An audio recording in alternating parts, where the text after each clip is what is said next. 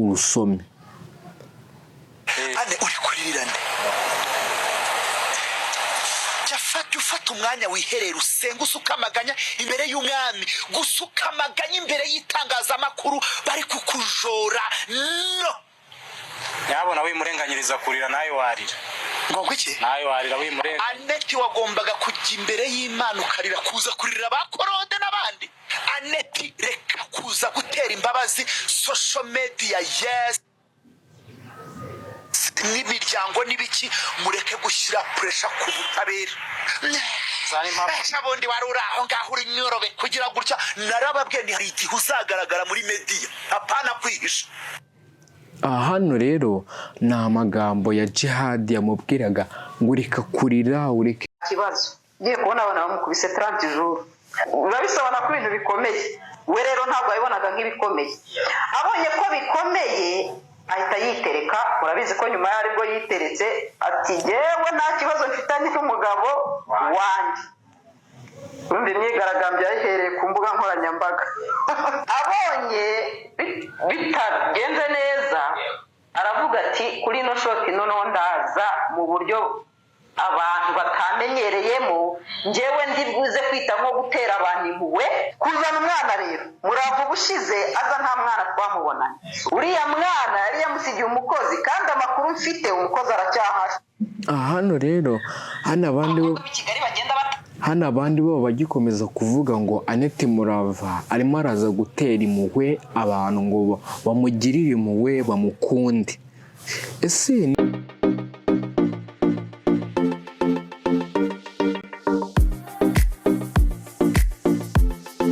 ibihe byiza mwe dukomeza kubana umunsi ku munsi kuri YouTube channel yacu, amahoro y'Imana akomeze abane namwe. Ndabasuhuje, ikaze mu kiganiro cyacu. Tubagezaho amakuru y'imyidagaduro ku mbuga nkoranyambaga, abameze neza, atwika showbiz yacu nyarwanda muri rusange. Slogan yacu ivuga gute? Twubake showbiz yacu nyarwanda iziramo ishyari, inzangano, gutukana, urwangano, gushyira hanze ubwambure ndetse n'ibindi byinshi bivugwa ku mbuga nkoranyambaga.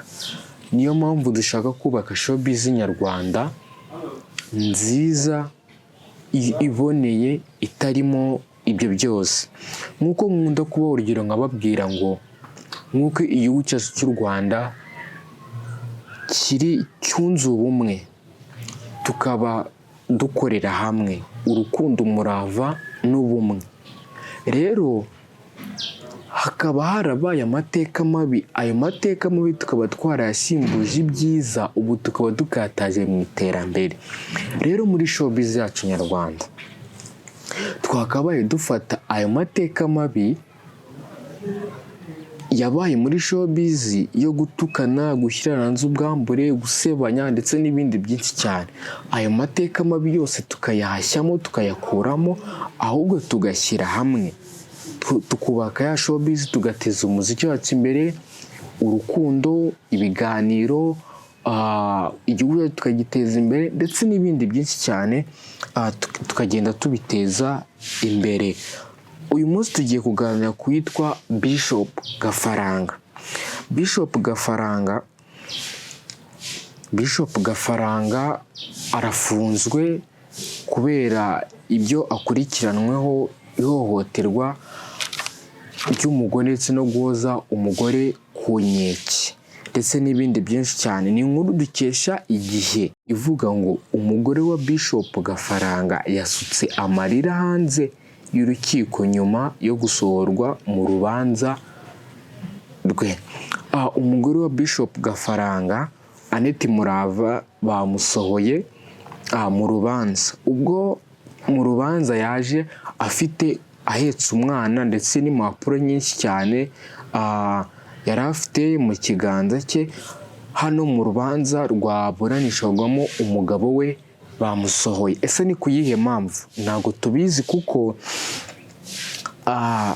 urubanza ruri kuburanishwa mu muhezo, niho ruri. Rero niho Aneti Murava bamusohoye mu rubanza rwaregwagamo umugabo we Bishop gafaranga. So rero abantu ku mbuga nkoranyambaga, abantu benshi cyane bihaye Annette Murava ngo niwe watanze ikirego. Kuba wenda yaratanze ikirego yaba yaragitanze, ariko we ari kurwanirira ishyaka ryo gutuma umugabo we asohorwa. Ariko abantu benshi ku mbuga nkoranyambaga baracyamwiha cyane, bamubwira ngo nacishe make, urwishigishiye ararusoma. Ese nibyo twakabaye tumubwira cyangwa twakabaye tumukina ku mubyimba? Hoya, ahubwo twakabaye tumukomeza. Ibyabaye bikaba byarabaye, n'ibyo byose byarabaye, ubwo byarabaye. Niba yaratanze ikirego yaragitanze. So rero ntabwo twakabaye tumukina ku mubyimba, kuko niba wenda yarakoze ikosa si ngombwa kumuciraho iteka, ariko Imana yonyine niyo ibizi. Ahubwo ntabwo twakabaye tumubwira wakoze amakosa, wakoze iki. Niyo mpamvu abantu ku mbuga nkoranyambaga bamwihaye cyane, bamubwira ati tuza urusome. Ane uri kuririra nde?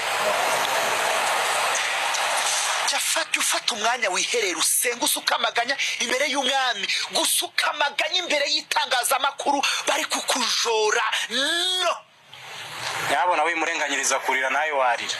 ngo iki? Nayo warira wimurenga. Annette wagombaga kujya imbere y'Imana ukarira, kuza kuririra ba Korode n'abandi.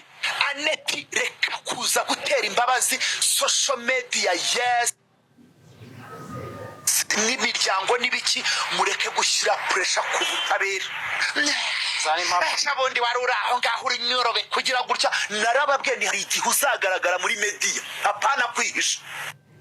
Hano rero ni amagambo ya Jihad yamubwiraga ngo reka kurira, ureke kwigaragaza muri showbiz, kuko ngo itangazamakuru rizakota. Kubera ko Annette Murava yakoze ikiganiro atubwira ko nta kibazo afitanye n'umugabo we, abantu benshi ku mbuga nkoranyambaga baravuga ati se RIB niyo yifashe ijya kuzana agafaranga iramufunga? Oya, ariko hano ku ibintu bigenda bimenyekana, Annette Murava yatanze ikirego, ahubwo yumva ko bya bintu bizoroha, birangira yifuje ko umugabo we yafungwa. Noneho urukiko kwa ko ikirego cyari cyamaze kugera mu bushinjacyaha, birangira Bishop Gafaranga bamukurikiranye.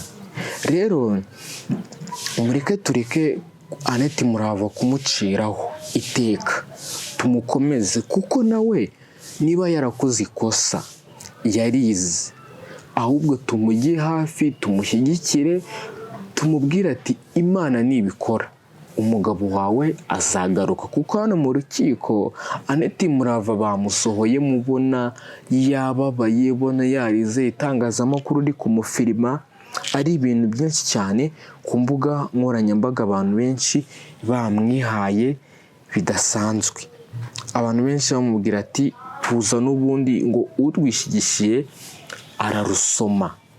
Umugabo we bicyoroshye ko yataha nta kibazo. Ngiye kubona abana bamukubise 30 jours, urabisobana ko ibintu bikomeye. We rero ntabwo yabibonaga nk'ibikomeye, abonye ko bikomeye ahita yitereka. Urabizi ko nyuma yaribwo yiteretse ati yewe nta kibazo mfitanye n'umugabo wanjye. Undi myigaragambyo yahereye ku mbuga nkoranyambaga. Abonye bitagenze neza aravuga ati kuri ino shoti noneho ndaza mu buryo abantu batamenyereyemo, njyewe ndibuze kwita nko gutera abantu impuhwe, kuzana umwana. Rero Murava ubushize aza nta mwana twamubonanye, uriya mwana yari yamusigiye umukozi, kandi amakuru mfite umukozi aracyahari. Hano rero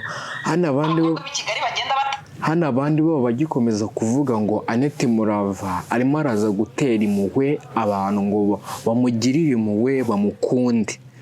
Ese niyo yaba ari ugutuma abantu bamukunda cyangwa bakamugirira impuhwe?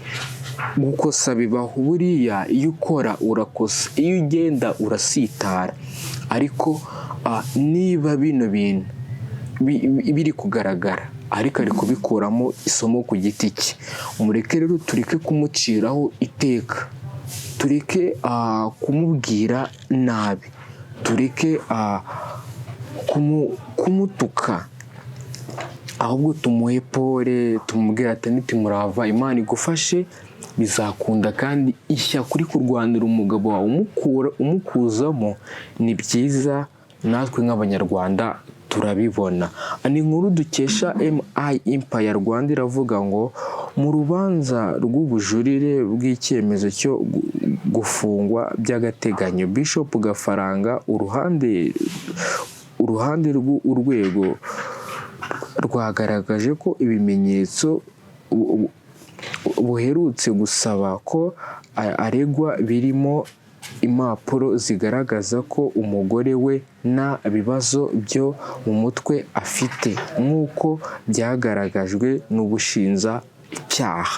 Hano Annette Murava, zino mpapuro yaje afite ni impapuro za muganga zigaragaza ko nta kibazo cyo mu mutwe yagize cyangwa ihungabana, kuko ubushinjacyaha buvuga yuko Annette Murava ubwo ngo Bishop Gafaranga ngo yamuhozaga ku nkeke, ngo amukubita amugira gute, ngo yagize ihungabana.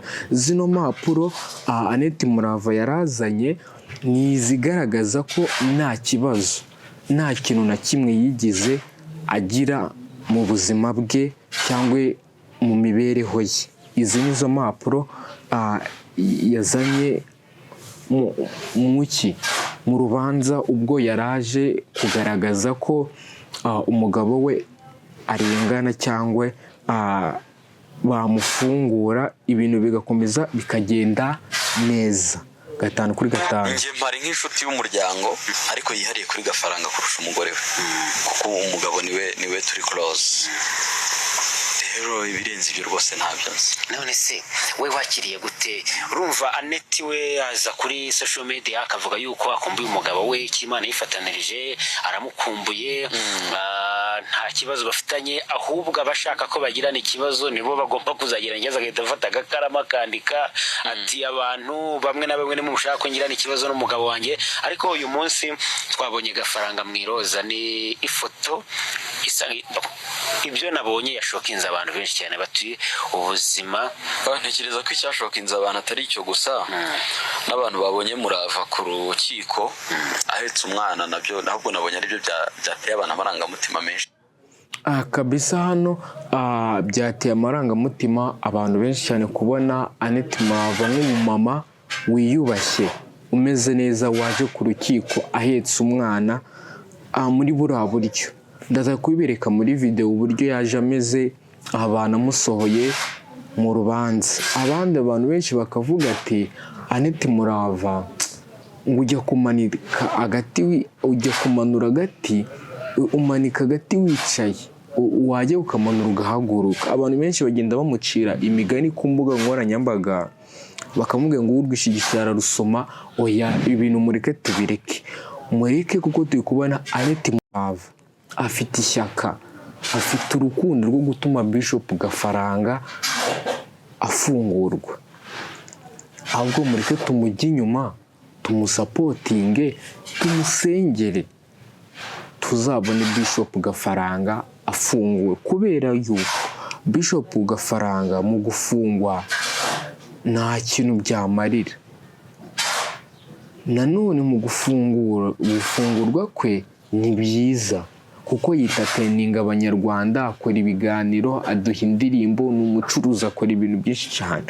Noneho mureke tumusengere, noneho nk'uko umugore we amwifuriza ibyiza. Rero ku mbuga nkoranyambaga mureke tureke kuba victime yo gutuka cyangwa kubwira Murava ati ibintu urimo nta kintu bitumariye, ko Annette Murava yaje azana izo mpapuro zigaragaza yuko nta kibazo yigize agira mu buzima bwe. Rero mureke tumushyigikire, tumujye inyuma, tumubwire ati ihangane. Itangiro ry'ibibazo rigira n'iherezo ryabyo. Rero ahantu urubanza ruri kubanishwa mu muhezo ntabwo turi kubona amakuru yuzuye, ariko Bishop Gafaranga nawe mu kuva mu rubanza yasohotse aseka, asuhuza abanyamakuru bari bari aho hafi, mbese ibintu byari byiza cyane. Rero niyo mpamvu tugomba kubitwara uko nguko, tukubaka ya showbiz yacu hamwe, tugatera imbere kugira ngo tuzagere ku iterambere ndetse n'intsinzi turi kumwe. Ciao ciao.